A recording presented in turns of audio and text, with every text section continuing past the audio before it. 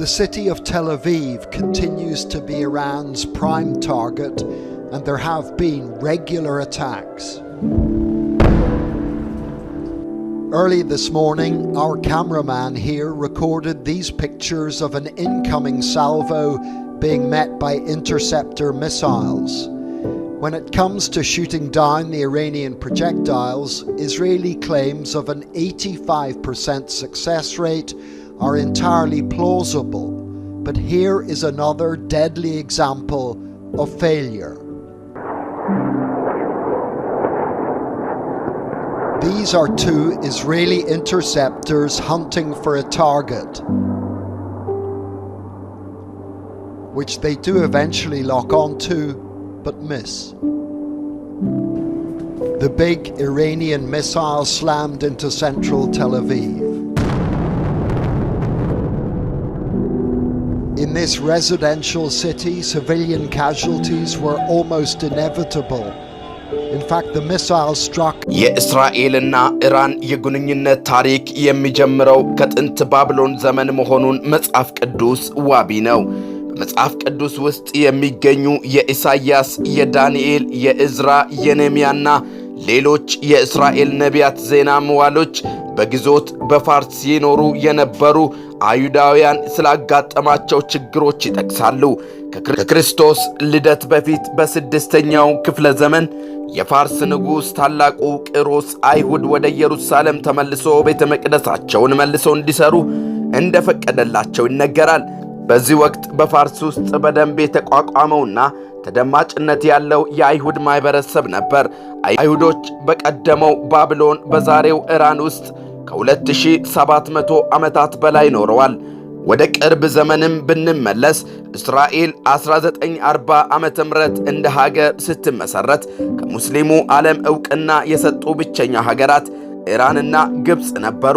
ኢራን ምንም እንኳን ለእስራኤል የሰጠችው ዕውቅና ኢመደበኛ በሆነ መልኩ ቢሆንም በጋራ ቀጠናዊ ፖለቲካ የጋራ ጥቅማቸው ስሉ ትሪደንት የተባለ የደህንነት ጥምረት በመመስረት መረጃዎችን በጋራ የመለዋወጥና የጋራ አጸፋዊ የደህንነት ዘመቻዎችን ያከናወኑ እንደነበረ ዳሊያ ዳሳኒ ካዬ፣ አልሬዛ ናድሪና ፓሪስ ሮሻን በጋራ በጻፉት እስራኤልና ኢራን በተባለው መጽሐፍ ላይ ያስረዳሉ። በ1950ዎቹ አጋማሽ ላይ የሻህ አስተዳደር የእስራኤል ተወካይ በኢራን እንዲኖር ፈቅዶ ነበር። ኢራንና እስራኤል ትራንስ አዥያቲክ ኦይል በመባል አንድ ማዕከላዊ ህጋዊ ሰውነት ባለው ድርጅት ስር ፓናማና ስዊዘርላንድ ውስጥ አዳዲስ ኩባንያዎችን መስርተው ነበር። የተመሰረተው በ1960ዎቹ ማብቂያ በእስራኤልና በኢራን ብሔራዊ ኦይል መካከል ያለውን ቁልፍ ምስጢር ትብብር ማከናወኛ ማዕከል በመሆን እንዲያገለግል ነበር። በጥቅሉ የእስራኤል ነዳጅ አቅራቢ ኢራን ነበረች። በአውሮፓውያኑ 1970 እስራኤል ኢራንያን ፒፕሊን በመባል የሚታወቀው መስመር በጋራ በመሆን በእስራኤል በኩል ለአውሮፓ ነዳጅ ይልኩ ነበር። በ1968 ዓመተ ምህረት ላይ የተሻለ ዘመናዊ የሚሳኤል ስርዓት በመገንባት ላይ ያተኮረ ፕሮጀክት ፍላወር በሚባል አንድ ጥምር የኢራናውያን እስራኤላውያን ወታደራዊ እንቅስቃሴ ነበር። ይህ ነዳጅ ለጦር መሳሪያዎች ከሚል ሀገሪቷ በ1960ዎቹ ማብቂያ ላይ ከፈረማቸው 1.2 ቢሊዮን ዶላር ከሚገመቱት 6 ኮንትራቶች መሃል አንዱ ነበር። እስራኤል 300 ሚሊዮን ዶላር በቀጥታና 250 ሚሊዮን ዶላር በነዳጅ መልክ የምትከፍል ሲሆን ይህም ኢራንን እስራኤል መሪ ለመሆን የምርምርና የልማት ፕሮጀክቶች ዋነኛው የገንዘብ ምንጭ ያደርጋታል። እስራኤል ልማቱን ስትመራ ኢራን የሚሳኤል መገጣጠሚያና መሞከሪያ መሰረተ ተቋም መገንባት ጀምራ እንደነበረ ማሱድ ፈራንግ ባሳተመው ኢራን እስራኤል ኮሚኒኬሽን በሚል ጆርናሉ ላይ አስነብቧል። በሌላ በኩል ኢራንና እስራኤል ኢራቅን የጋራ ስጋት አድርገው ይመለከቱ ነበር። ይህ ደግሞ ሌላ የትብብር ምክንያት ሆኖላቸዋል። በ1950ዎቹ እስራኤል ከኢራን ማዕከላዊ መንግስት ጋር ይፋለሙ የነበሩትን የኢራን ኩርዶች ትደግፍ ነበር። ኢራን በበኩሏ የኢራቅ ኩርዶችን የኢራቅ ማዕከላዊ መንግስትን ለመጣል ዋነኛ አቅም እንደነበሩ ማመን ብቻ አይደለም ትደግፍ ነበር። በዚህ መሰረት የእስራኤሉ ሞሳድና የኢራኑ ሳቫክ የተባሉት የስለላ ድርጅቶች ኃይሎችን በማጣመር የኢራቅ ኩርዶችን ትግል ለማገዝ በትብብር ይሰሩ ነበር። ከ1980 እስከ 1988 ለተደረገው የኢራንና ኢራቅ ጦርነት እስራኤል የጦር መሳሪያና የጦር መሪዎችን በመስጠት ስታግዛት የነበረ ሲሆን በተለይም የኢራቅ የኒውክሌር ማመንጫ እንዲታደባየው በማድረጉ ረገድ የቀኝ እጅ ነበረች። የሆነ ሆነና በእስራኤልና በኢራን መካከል የነበረ ትብብር የቀዘቀዘው በ1980ዎቹ ሲሆን ነገር ግን ሁለቱም ሀገሮች እርስ በርስ እንደ ቀጥተኛ ጠላት አይታዩም ነበር። እስራኤል ትኩረቷን የያዘው ከባህር ሰላጤው ጦርነት በኋላ የሳዳም ሁሴኗ ኢራቅ የጋረጠችባት የደህንነት ስጋት ነበር።